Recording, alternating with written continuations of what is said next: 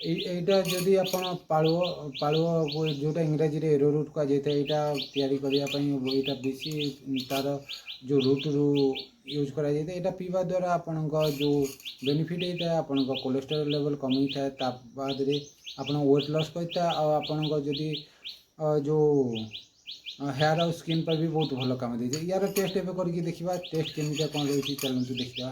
ଆଉ ଏଇଟା ହେଉଛି এটা ଟିକେ ଯେଉଁ ମାଟିର ସ୍ମେଲ୍ ଯେମିତି ଆସେ ତା'ର ସ୍ମେଲ୍ ଲାଗୁଛି, କିନ୍ତୁ ତା ଟେଷ୍ଟ ବହୁତ ବଢ଼ିଆ ଅଛି। ଆପଣଙ୍କ ଯଦି ପେଟ ଗରମ ହେଉଛି ଖରାଦିନେ, ମେନଲି ଖରାଦିନେ ଏଇଟା ବେଶୀ ପିଇଥାନ୍ତି, ତ ପେଟ ଗରମ ହେଉଛି, ଏଇଟା ପେଟ ଥଣ୍ଡା କରିବାରେ ଏଇଟା ଆଉ ଡାଇଜେସନ୍ କରିବାରେ ବହୁତ ହେଲ୍ପ କରିଥାଏ, ସେଇଥିପାଇଁ ଏଇଟା ପିଅନ୍ତୁ।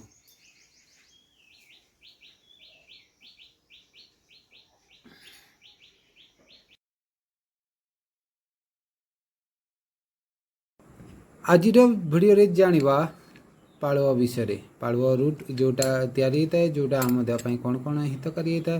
ଏଇଟା ବେଙ୍ଗଲୀରେ କୁହାଯାଏ ଯେ ପାଲୋ, ଆଉ ଯେଉଁ ଇଂରାଜୀରେ କୁହାଯାଇଥାଏ ଏଇଟା ଏରୋରୁଟ୍। ତ ୟାର କ'ଣ ବେନିଫିଟ୍ ଅଛି, ଆଉ ଏଇଟା ଗୋଟେ ସରବତ ତିଆରି କରିକି ଦେଖିବା।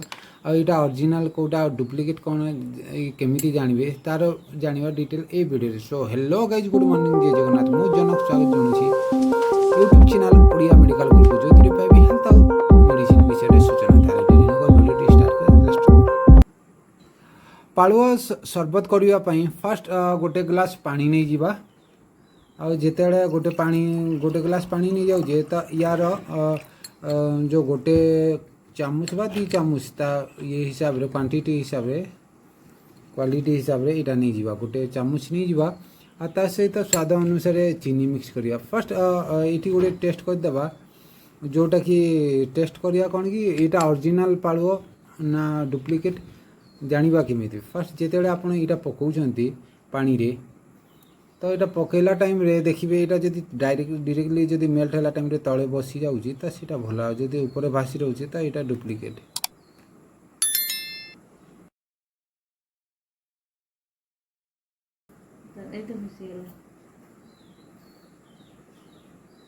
ଦେଖନ୍ତୁ ଏଇଟା ବର୍ତ୍ତମାନ ତଳେ ବସିଯାଇଛି, ତ ଏଇଟା ନୁହଁ, ଫାଷ୍ଟ ଷ୍ଟାର୍ଟିଂରୁ ବହୁତ ଡ୍ରାଏ ଥିଲା, ସେଥିପାଇଁ ଏଇଟା ମଏଶ୍ଚର୍ କଣ୍ଟେଣ୍ଟ କରୁଥିଲା। ମଏଶ୍ଚର୍ ନଥିଲା, ଶୁଖିଲା ପୁରା ଡ୍ରାଏ ଥିଲା, ସେଥିପାଇଁ ଯେତେବେଳେ ୱାଟର୍ଟା ଆବଜର୍ଭ ହୋଇଗଲା ତାପରେ ତଳେ ବସିଯିବ। ତ ଦେଖନ୍ତୁ ଏଇଟା ତଳେ ବସିଯାଇଛି, ତ ଏଇଟା ଅରିଜିନାଲ୍ର ସଂକେତ। ତ ଏଇଟାକୁ ଏବେ ଚାଲନ୍ତୁ ଇଏ କରିଦେବା, ଯେତେବେଳେ ମିକ୍ସ କରିଦେବାକୁ ଭଲ ଭାବରେ।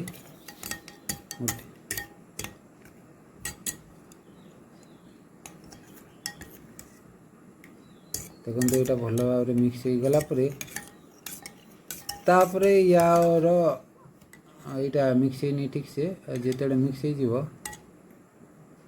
ଏଇଟା ଦେଖନ୍ତୁ କ୍ଲୋଜଲି ଦେଖିବାକୁ ଗଲେ, ଯଦି କ୍ଲୋଜଲି ଦେଖୁଛନ୍ତି ଦେଖିବେ ଏଇଟା ହେଉଛି ଯେଉଁ ଷ୍ଟାର୍ଚ ଟାଇପ୍ର ଥାଏ ଆମ ଯେଉଁ ଆଳୁରେ, ଏଇଟା ବି ସେମିତି ଟାଇପ୍ର ଦେଖିପାରୁଥିବେ। ଏଇଟା ଯଦି ଏମିତି ଦେଖିଦେବା ଆମେ, ଚକ୍ ଗୁଣ୍ଡ ଟାଇପ୍ର ଏଇଟା ଥାଏ। ତ କାହିଁକିନା ଏଇଟା ଯେଉଁ ଏରୋରୁଟ୍ର ତା ସବୁ ଏଇଟା କେମିତି କ'ଣ ତିଆରି କରାଯାଏ ତା'ର ଗୋଟେ ଭିଡ଼ିଓ ଯଦି ଆପଣ କମେଣ୍ଟ ମାଧ୍ୟମରେ କହିବେ, ତ ସେଇଟା ସେ ଭିଡ଼ିଓଟା ବନେଇବା। କିନ୍ତୁ ଏବେ ୟାର ଖାଲି ବେନିଫିଟ୍ ବିଷୟରେ ଜାଣିବା, ଆଉ ଏ ସରବତ କେମିତି ଆଉ କ'ଣ ପାଇଁ ଏଇ ସରବତ ନେଇଥାଉ ସେଇଟା ଜାଣିବା ଏଇ ଭିଡ଼ିଓରେ। ତ ଏବେ ଟେଷ୍ଟ ଅନୁସାରେ ଚିନି ପକାଇବା। ଚିନି ପକାଇ ସାରିଲା ପରେ ତାକୁ ଇଏ କରିବା, ଭଲସେ ମିକ୍ସ କରିବା। এটা ବାକି ସବୁ ମିକ୍ସ ହେଇଯାଇଛି। ୟାର ସ୍ମେଲ୍ ଗୋଟେ ସବୁଠୁ ନ୍ୟାଚୁରାଲି ବହୁତ ଭଲ ଲାଗିଥାଏ। ଆଉ ଦେଖନ୍ତୁ ତା କଲର୍ଟା କେମିତି ଅଛି, ପୁରାପୁରି ମିକ୍ସড ହେଇଯାଇଛି। ଏଇଟା ଯଦି ଆପଣ ପିଉଛନ୍ତି ତ ଆପଣଙ୍କ କୋଲେଷ୍ଟ୍ରଲ୍ ଲେଭେଲ୍କୁ କମେଇଥାଏ। ତାପରେ ଯଦି ଆପଣ ୱେଟ୍ ବେଶୀ ରହୁଛି, ତ ୱେଟ୍ କମେଇବାରେ ଏଇଟା ହେଲ୍ପ କରିଥାଏ। ଆଉ ତା ବାଦରେ ଯଦି ଆପଣ ଏଇଟା ଖାଉଛନ୍ତି, ଏଇଟା ହେଉଛି ଗ୍ଲୁଟେନ୍ ଫ୍ରି, ଯେଉଁଟା ଆପଣ ଦେହ ପାଇଁ ବହୁତ ଭଲ। ତ ଏଇଟା ଆପଣ ହେୟାର୍ ଆଉ ସ୍କିନ୍ ପାଇଁ ବି ବହୁତ ଭଲ